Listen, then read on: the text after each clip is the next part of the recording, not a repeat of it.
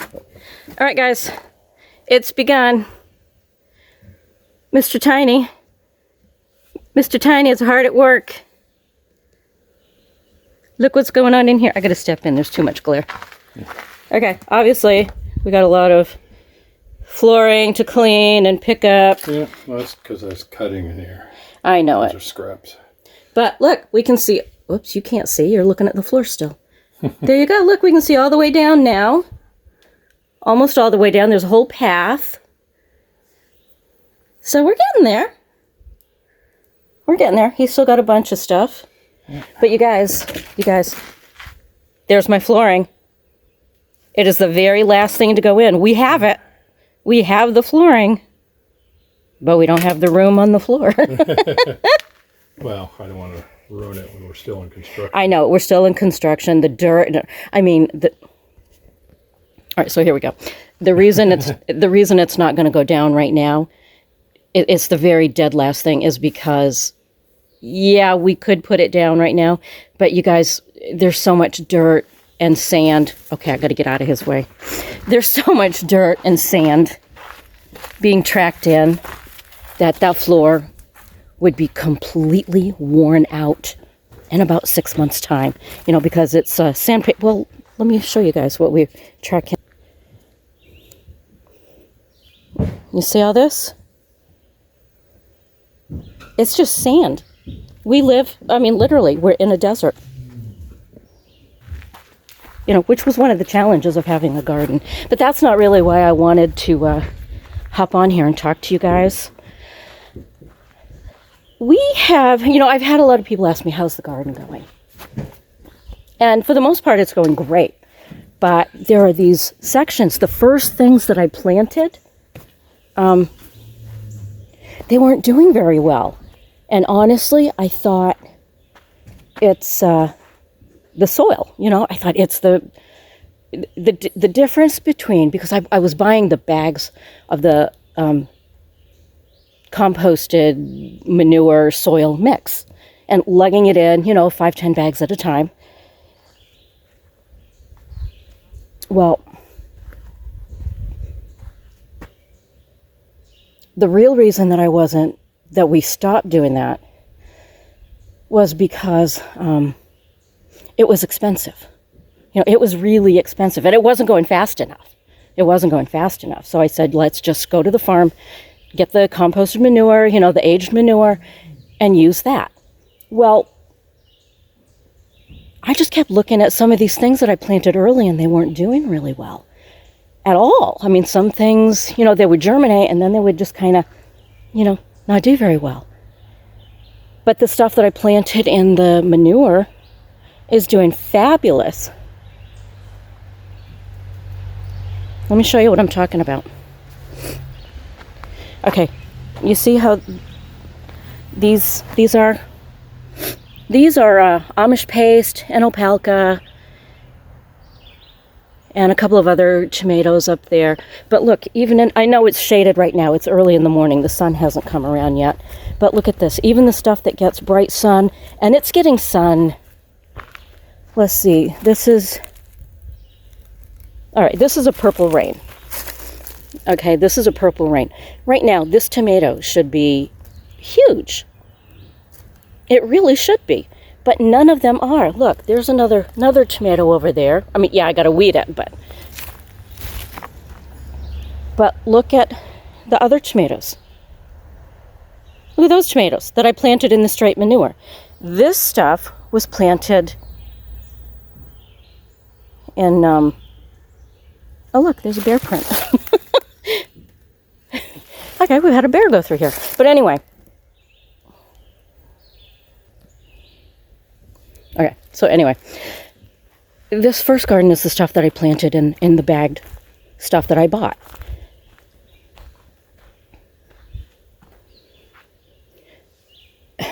That, as compared to, now see, look at these tomatoes. This is all of the cattle manure. Look at the difference, okay? Can you see the difference? And these were actually planted well after the other ones. Okay, look at the difference. All right, so let's take it back here. Another manure. in the manure, in the bagged stuff. Okay? Manure, bagged stuff. You see the difference? Very little is even growing. Very little. Now, I don't know why I did it this way, but I did. And up here, you know, again, bagged stuff, manure. You see what I'm saying? You see what I'm saying? Now look over there. Look, that stuff, whoops, you can't see. See, and this was all manure. Look at the carrots. I mean, I'm actually getting carrots out of there. It's June 21st, and we're actually getting small baby carrots. Okay, I'm going to go sit down here and show you guys. Oh, check out our little patio. We've got our patio area back up, and it's on the back of the workshop. So let's go have a seat. I want to talk to you guys about this now that I've given you some background of what I'm actually talking about. Oh, and there's our view. There's our nice view. And it's been too windy and too rainy to use the fire pit, but we're going to. We will. Okay. So, let me see if I can get my tripod set up here for you guys. Okay. So here's the thing. I thought it was me. Okay, honestly, I thought it was me. I thought I did something wrong. Oh, a little breezy. Pardon that. This is the canopy. I thought it was me. You know, what did I do wrong? And then I watched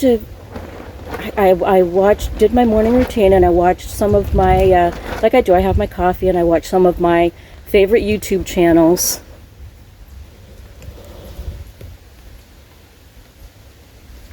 You know, and I watch some of my favorite YouTube channels, not only my friends, you know, I like to go see what my friends are doing, but there are others that I'm not really personal with. One of those, and she's really popular, she's one of the superstars, is Jess at Roots and Refuge. I was watching her video this morning, and she was talking about exactly the situation that I have. She's having the same situation in her high tunnel. She brought in soil, like I was doing in the beginning. You know, I planted, I think, 1, 2, 3, 4 rows. I planted 3 rows, or 3.5 rows, using the soil that I bought in the bags, the bagged stuff. Turns out nothing in her high tunnel is doing well. Nothing. You know, not just 1 or 2 things. It was nothing. Come to find out, she has contaminated soil. So I'm referencing this. This is not my original idea, but it was something that I learned today, and I thought, man, I have to help spread the word. It was an empowering video. The pain that she felt and it was palpable. It was palpable. And the things that she had to say, it hit me. It hit me. It's like, that's exactly what happened to me. That's exactly what happened to me. Turns out it's pesticide based. The pesticides that they spray on grass crops is ending up in our a lot of the manure. And I had no idea. In our composted soil. And she had a lot to say on that. And without me going into it,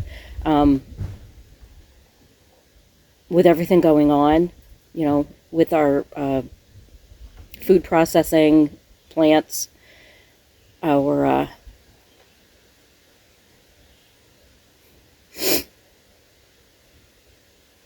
I'm sorry, guys. One of the reasons that we wanted to grow our own food here is that I have connective tissue disease. I have a very difficult time with chemicals in the food, with anything that has, that's been processed. And I'm very sensitive to anything in the food.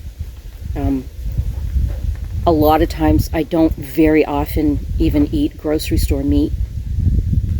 Unless I do something, really crazy with it, making freezer meals and, for later, but that's not every day. And to hear what she had to say, I mean, the cancer rates are up higher than they've ever been in history. Diseases, connective tissue disease. It's a video worth watching. It's basically spray chemicals that are getting into hay,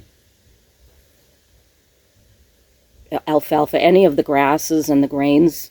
And, there are so many animals out there grazing that don't have, like Jess said, they're just eating the hay. They don't have access to nice fresh pastures. And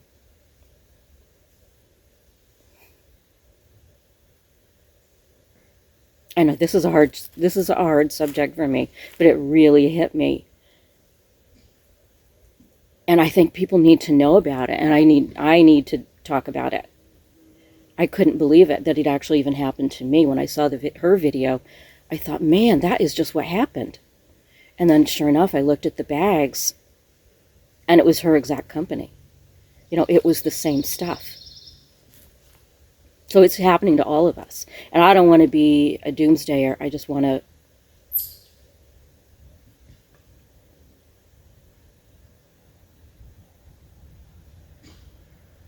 I don't even know where to go with this.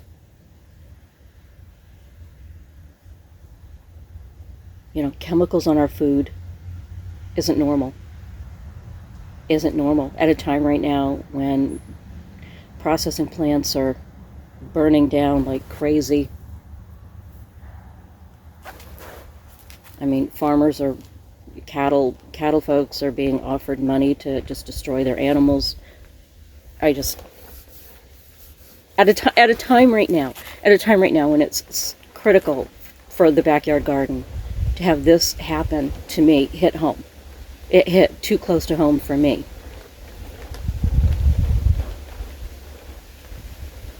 And I felt awful. I felt like a failure. With those few things, those initial things. I was nervous. When I saw that those things were not taking off. They were not taking off. And then we got the cow manure that are grass-fed, pastured. The cattle, they're out there in the fields. They're enjoying themselves. They get very little hay. I mean, they get it, and they get their grains. But the majority of their diet is grass. That's been untreated. They don't need to treat it. The cows eat it.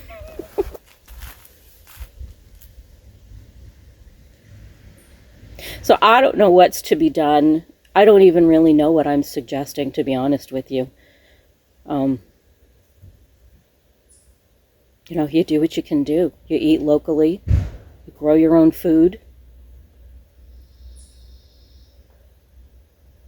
And it still comes home. And personally, I have health issues that this really... I don't know that I want to eat those vegetables now that were in those beds. That's how serious it is for me. Because there were several years for me before they actually figured out what the heck was wrong with me. I couldn't walk. I would step on... I don't know.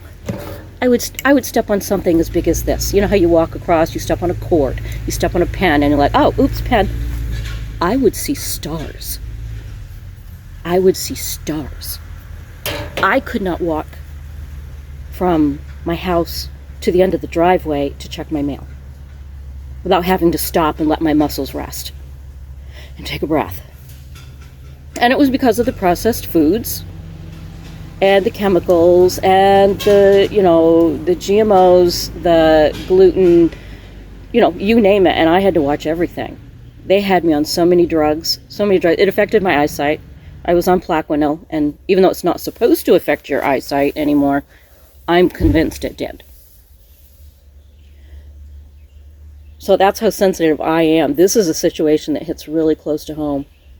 And apparently it takes, once that poison gets into your soil, it takes 4 or 5 years. It takes 4 or 5 years for your soil to heal. And I don't know what the I don't know what the answer is. I don't know what the answer is. And the thing is they would spray these fields. I mean, listening to Jess, she said they would spray those fields and then when somebody wanted to grow vegetables, you had to use these special fertilizers just to get anything to grow. The soil was dead, and it was contaminated. And we're eating this. Which really totally negates, for me, I'm trying to have a home garden so that I can be healthy, so that I know what I'm eating, and then the soil comes in. And the worst part is, that you beat yourself up thinking it's your fault, and it's not. So, I'm not sure what the point is of this video, but I wanted to be part of the solution to help raise awareness that if your garden is failing, it might not be you. It might not be you. And I wanted to help be part of the solution, to spread the word, to make awareness, and hopefully reaffirm people that this is going on. And it's affected me. It's hit me.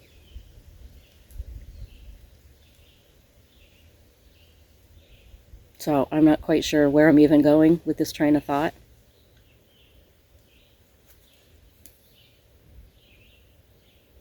I mean, it's in the meat that you buy from the grocery store because they're all, the commercial farmers. They're feeding their cattle nothing but hay and grain. They're not getting out to fresh grass.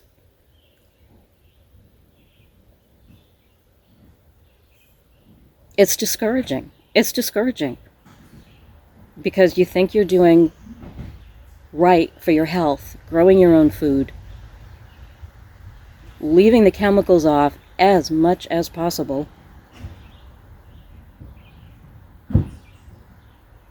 And then you hear something like this. What do you do? Have any of you guys had this problem where you've always had a really nice, successful garden and then all of a sudden you're not? For me, it just happened that I had a comparison. The manufactured processed compost, organic, supposedly.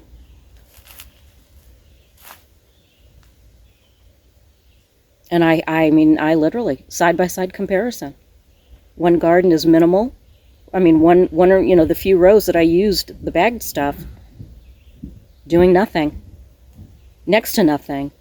And the things that I just stuck in the ground, in the compost, in the aged manure, I mean, I did nothing with it. It's aged manure. That's all it is. And they're doing amazingly. I mean, it's to the point that I can't keep up with the pruning and the weeding.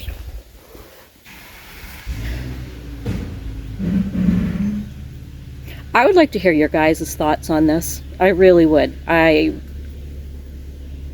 This is something that really bothers me. This bothers me a lot.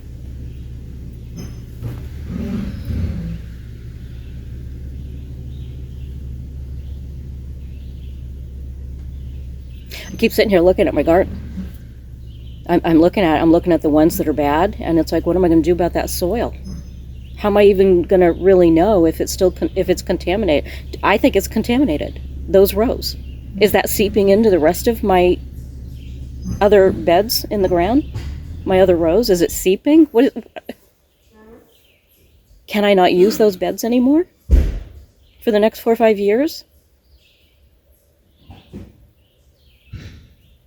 So this is one of those videos that really isn't going to have a conclusion because I don't know what the answer is. The only thing I can do is what I can do. And to me, it sounds like I can't use those beds anymore. Maybe I'm creating a panic. Maybe I'm creating a panic within myself, but this really bothers me. You know, this is my soil. And this just happened to me.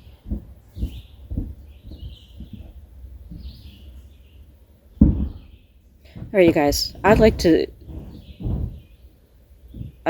hear what your guys' thoughts are. Has anybody else experienced this?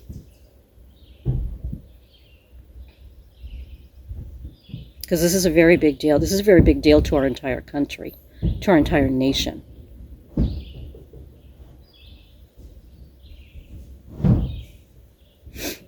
Okay, you guys, I hate to leave on a note like that, but